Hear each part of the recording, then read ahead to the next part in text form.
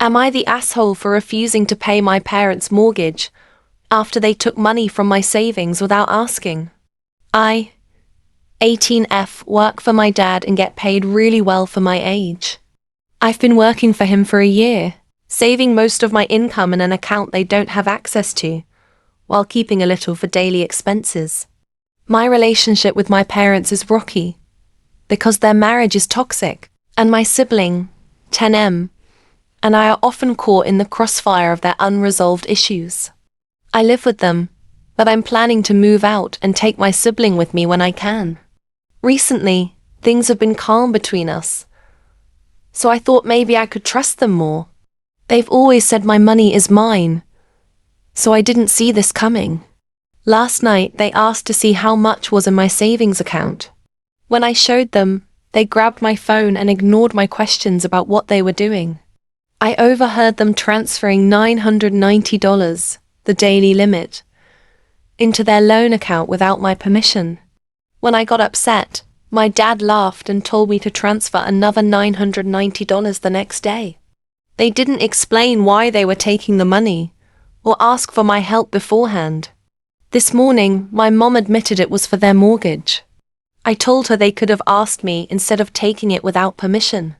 She said, "Your money is our money, and you're getting the house when we die. So what's the problem?" That really hurt because I've worked hard for my savings to secure my future and help my sibling, and now it feels like all my work is pointless. I refused to give them more money, which led to a screaming match with my mom. She accused me of being selfish and ungrateful since they've provided for me my whole life. I do feel grateful, but I also feel like they've crossed a line by taking my money without asking, and then demanding more. I understand they're under financial stress, but I feel like they're treating me like an atim instead of their daughter, and questioning whether I should just give in to keep the peace, though it feels wrong. Update. Thanks to everyone that offered their advice. I listened and called the bank, and they have restricted all transfers out of the savings account, which is good. They also said that the only way right now to get the $990 back is by lodging a police report, but I decided against it, I know. I'm just not mentally strong enough to go against my parents like that ATM. Like and subscribe for more interesting stories. Am I the asshole for keeping food from my wife? My wife loves fruit. She eats a lot of it, and I, as the person who buys most of the groceries, try to keep the place constantly stocked. Apples, peaches, figs, plums, whatever is in season, it's on our counter. Right now it's persimmon season. We both like very different types. She likes fuyu and she likes them firm. I like any kind, but mostly hachia and like them the texture of pudding. So I leave mine to ripen, which can take days to weeks sometimes. Neither of us likes the other's style much. This week we got a bunch of each at the farmer's market. I left mine be in a basket in the corner of the kitchen. She ate all of hers by midweek and I got her more at the market and she ate those too. I just stared eating mine today and offered her a bite. She said, "No, I'll get my own." And I said, "No way, those are mine. I've been saving them and you know how much effort it takes to get them the way I like it. And you don't even like them that way." She got upset at this and said this has been my thing our whole marriage. I designate food as mine. All food should be anyone's to eat if that person wants it at that moment, she says. I personally disagree with this. And I live my life leaving her what is hers, whether it's half of the leftovers or half a piece of cake or whatever. I don't just eat things. I consider her. And I do my best to make sure she has what she likes around. And if I do accidentally eat the entirety of something she wanted, I hear it. Believe me. Am I the asshole for keeping some fruit to myself? Like and subscribe for more interesting stories. Am I the asshole for calling my cousin's ex to come get their daughter and refusing to watch her for the night? I 15F used to be really close with my cousin, C17F, who had her daughter P last year. Since we're close in age, I've always supported her, especially during her pregnancy and unstable relationship with P's dad. I've spent time with P a lot, taking her to the park or the gallery, and when C asked me to babysit one evening while she went out with friends, I agreed because I love both of them. Everything went fine until 11:30. The time C said she'd be back.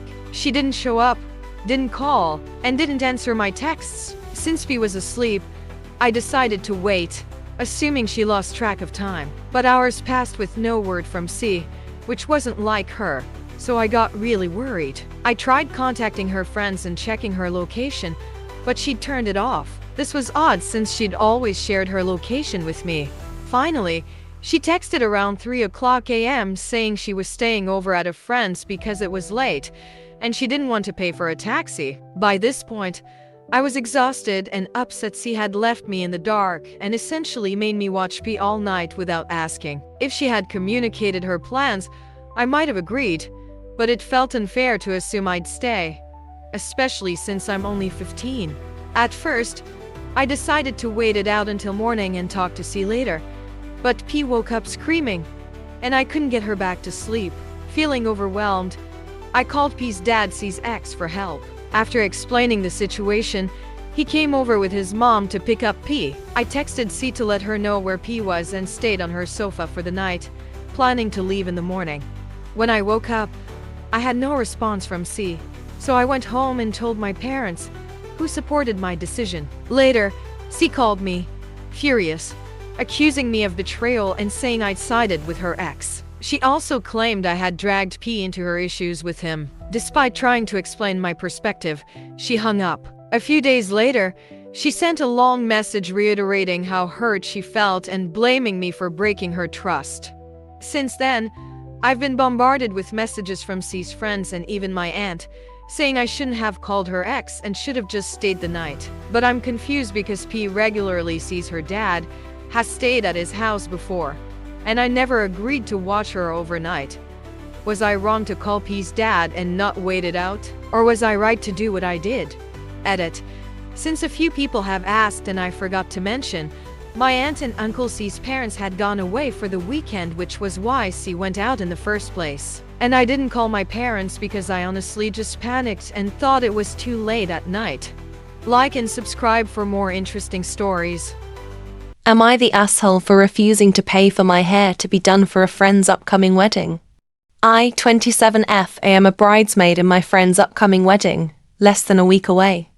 This wedding is very small and a budget wedding, not judging. It's not my day, I'm just painting a picture. The bride has 6 bridesmaids. We have pretty much paid for everything ourselves. The bride has contributed $100 towards our dresses and paid for any alterations required, but we have paid the rest. Shoes, bag, jewelry, etc. have all been funded by myself. And yes, there was a requirement for color style. We are all doing our own makeup for the day. And up until recently, I assumed our own hair too. The bride would like soft curls, which I am very capable of doing. I recently found out that the bride has booked us in for our hair to be done professionally on the day, and that we are expected to pay for it. It's going to cost us each $150 for soft curls. Another bridesmaid who is currently unemployed contacted her about not getting her hair done and doing it herself. Again, very capable of doing soft curls, and did her own wedding hair, as she does not have $150 spare right now around Christmas time. The bride's response to this was that getting your hair done is non-negotiable. I am of the belief that if I am paying for it, it is absolutely negotiable. This has now caused a bit of tension right before the wedding, because a few of us really don't want to pay the money, and are a little peeved that it was booked and decided before asking us if we even wanted it. Also considering what we have already paid for this wedding. Bride is insisting, and we are trying to negotiate ways around it beyond just flat out refusing, but it's not going great. The few people I have spoken to have been shocked that us bridesmaids have been made to pay for anything wedding related at all. And some others have said that I agreed to all of this when I agreed to be a bridesmaid. Wasn't actually asked, but that's another story. I've never been in a bridal party, so I don't actually know what's normal, I guess.